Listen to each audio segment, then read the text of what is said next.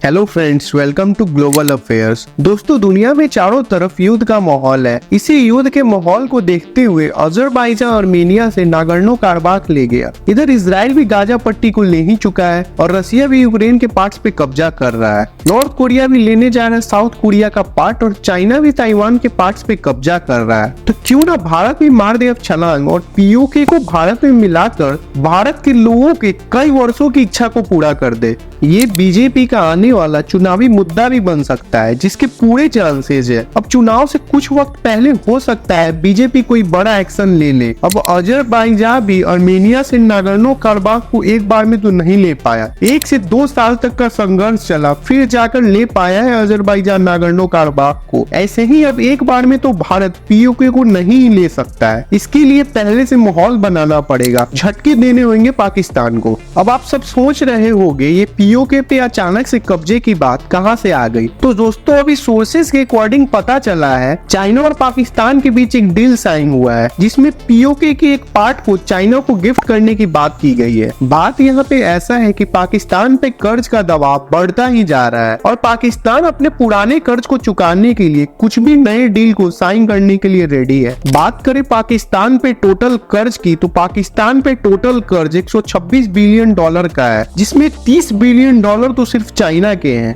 यहाँ पे पाकिस्तान ने शुरू से आतंकवाद को पनाह दिया है और आतंकवादियों को बचाने के लिए चाइना की गोद में बैठा रहा। चाइना के साथ बैलेंस अप्रोच ना रखने के कारण ही आज पाकिस्तान का ये हाल है। CPEC China Pakistan economic corridor की भी बात करें तो सीपीईसी से फायदा सिर्फ चाइना को हो रहा है, पाकिस्तान को तो बिल्कुल भी नहीं हो रहा है। सारे वर्कर उसमें चाइना के, इंफ्रास्ट्रक्चर डेवलपमेंट के लिए सारी कंपनीज, वहाँ पे सारा मॉनिटरिंग प्रोजेक्ट्स, एवरीथिंग सारा कुछ चाइना का है। पाकिस्तान यहाँ पे फंस चुका है चाइना की स्ट्रिंग ऑफ पल्स पॉलिसी की जाल में और यह पुराने कर्ज को चुकाने के लिए कुछ भी करने को रेडी है। वहीं बांग्लादेश जो पाकिस्तान से टूट कर बना, उसके चाइना के साथ बैलेंस अप्रोच रखने के कारण ही आज वो इतना आगे जा चुका है। खैर, ये तो उनको समझना चाहिए, लेकिन बात करें पीओके की, अगर ऐसा कुछ डील साइन हुआ तो भारत चुप तो रहेगा नहीं। लेकिन क्या इतना इजी होगा पीओके पे कब्जा करना? आखिर किन किन समस्याओं का सामना करना पड़ सकता है? तो दोस्तों, आसान तो बिल्कुल नहीं है पीओके पे कब्जा करना, क्योंकि ये वार पाकिस्तान वर्सेस इंडिया नहीं, इसमें डायरेक्टली चाइना भी शामिल है। चाइना का सीपीईसी में बहुत ज्यादा इन्वेस्टमेंट लगा हुआ है। तो यहाँ अगर भारत हमला करता है तो पाकिस्तान के अभी के हालात में वो वार तो अफोर्ड नहीं कर सकते। ऑब्वियसली ये वार डायरेक्टली चाइना वर्सेस इंडिया का हो सकता है यहाँ पे, जिसमें चाइना पाकिस्तान को फुल सपोर्ट करेगा। लेकिन सवाल है यहाँ पे रसिया का, क्या रसिया भारत का साथ देगा? पहले आज से जब भी युद्ध हुआ है भारत पाकिस्तान के बीच, उसमें रसिया ने भारत का साथ दिया है। 1971 की लड़ाई के बारे में तो हम सबको पता है,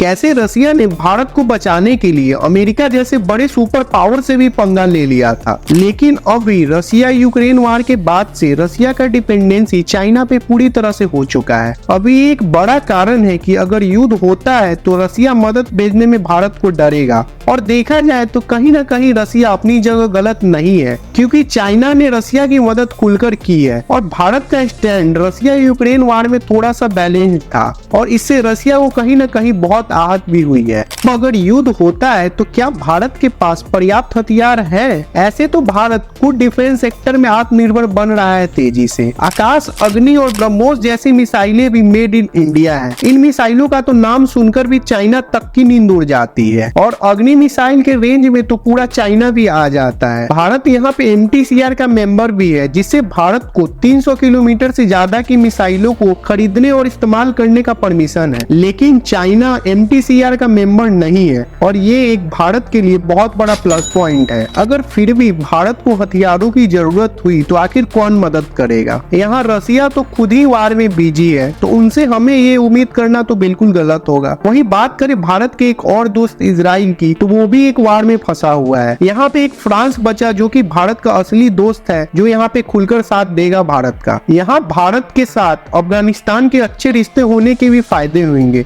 और भारत को अफगानिस्तान साइड से भी मदद मिल सकता है। वहीं पीओके के लोग भी पाकिस्तान के खिलाफ आए दिन प्रदर्शन करते हैं और भारत के साथ वो भी आना चाह रहे हैं। उन्हें भी दिख रहा है कश्मीर जो अभी भारत में है, यहाँ पे कितना ज्यादा डेवलपमेंट हो रहा है, यहाँ के लोग कितने ज्यादा खुशहाल है। वहीं बात करें यूएसए की, तो यूएसए भी इस सिचुएशन में भारत का ही साथ देगा। दोस्तों, भारत की स्थिति पीओके में अभी के समय में सबसे ज्यादा मजबूत दिख रही है, क्योंकि चाइना अभी चाहकर भी युद्ध नहीं करना चाहता है भारत के साथ। भारत का 15% सामान चाइना से इंपोर्ट होता है। अगर भारत चाइना से सामान लेना बंद कर दे तो चाइना के अर्थव्यवस्था पे बहुत बड़ा असर होगा, और चाइना के बिजनेसमैन गवर्नमेंट पे प्रेशर बनाकर कभी युद्ध होने ही नहीं देंगे। चाइना अभी जैसे सपने देख रहा है दुनिया की सबसे बड़ी इकोनॉमी बनने का, उसमें चाइना भारत जैसे शक्तिशाली देश के साथ युद्ध करके खुद को बर्बाद तो नहीं करेगा। तो यहाँ पे चाइना को पीओके के मुद्दों से दूर रहना चाहिए। 1962 वाला भारत नहीं है जिसका आप हिस्सा ले लो और चुपचाप देखता रहे। आज का भारत तो अपने दुश्मनों को बिल्कुल नहीं छोड़ता है। रिसेंट की मोदी गवर्नमेंट की जो सरकार है उनका काफी सक्सेसफुल रिकॉर्ड रहा है बड़े बड़े मुद्दों से डील करने का, चाहे वो आर्टिकल 370 हो या फिर ट्रिपल तलाक का मामला या फिर राम मंदिर का मामला। और हमारे रॉ को भी एक्सपीरियंस है 1971 वार, कारगिल युद्ध और सर्जिकल स्ट्राइक का। सो हमें इन एक्सपर्ट पे छोड़ देना चाहिए कैसे डील करना है और कब लेना है पीओके को भारत में। और मेरा यकीन मानिए पीओके आने वाले 10 सालों के अंदर भारत का हिस्सा होगा। दोस्तों, आपको क्या लगता है रसिया को लेकर, वो भारत का साथ देगा या फिर चीन का? अपने विचारों को जरूर कमेंट सेक्शन में शेयर करें, और वीडियो अच्छा लगा हो तो चैनल को सब्सक्राइब करना ना भूलें। जय हिंद।